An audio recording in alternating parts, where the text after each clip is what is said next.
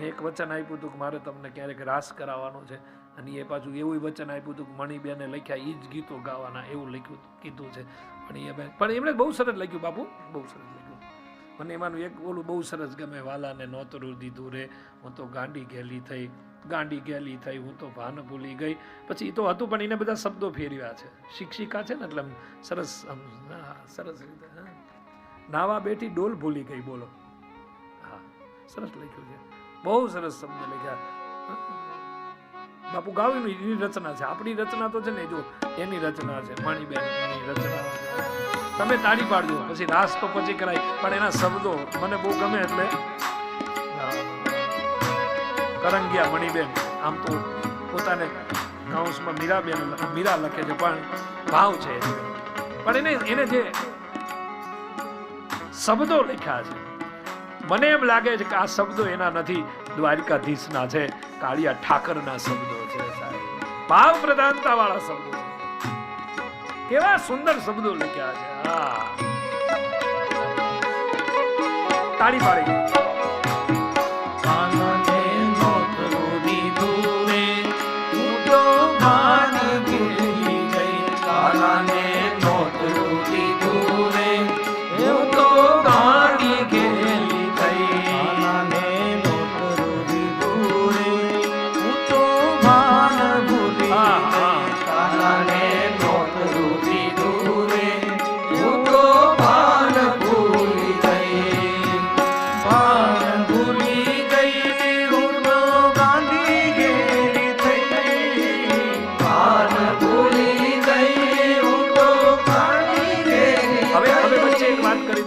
આ કદાચ આઈ રાણીઓએ, આઈ માતાએ જ્યારે દ્વારકામાં વર્લ્ડ રેકોર્ડ થયો અને જે રાસ રચ્યો એ પહેલાનું છે મણિબેન, આ બધી રચનાઓ, અને પછી રાસ થયો ને. અને એ રાસ જે દ્વારકામાં થયો એ ખરેખર જે વિશ્વએ નોંધ લીધી. મને તો ખ્યાલ છે અન્ય કન્ટ્રીના પ્રમુખ હોય બધા, એટલે કે અન્ય કન્ટ્રીના, એટલે કે અન્ય દેશના પીએમ એટલે કે વડાપ્રધાન પણ વિચાર કરતા હતા આ છે શું, એટલે બધા એમ કહેતા હતા કે આ છે શું છે શું. એટલે મને વિચાર આવતો હતો કે તારે આ જાણવું હોય પહેલા આમાં જન્મ લેવો પડે, પછી તને સમજાય. ત્યાં સુધી સમજાય નહીં, ત્યાં સુધી તને સમજાય મારા બાપ કે રાસ શું છે, આ આઈ માતાઓ શું છે, આઈ દીકરીઓ શું છે, એ સમજવું હોય તો તારે પહેલા આ કુળમાં જન્મ લેવો પડે, પછી તને કૃષ્ણ સમજાય, પછી બધું સમજાય, પછી રાસ સમજાય. માટે ભાવશે સવારે ઉઠી નાવા બેઠી ડોલ ભૂલી ગઈ, સવારે ઉઠી નાવા બેઠી ડોલ ભૂલી ગઈ, સવારે ઉઠી નાવા બેઠી ડોલ ભૂલી ગઈ, સવારે ઉઠી નાવા બેઠી ડોલ ભૂલી ગઈ. પાણી વિના નાવા લાગી, પાણી વિના નાવા લાગી, કેવી ગાડી થઈ વાલાને નોતરું દીધું રે, હું તો ભાન ભૂલી ગઈ, વાલાને નોતરું દીધું રે, હું તો ભાન ભૂલી. અને જેની રચના હોય એનું નામ લઈને આપણે કોઈની ચોરી ન કરાય સાહેબ.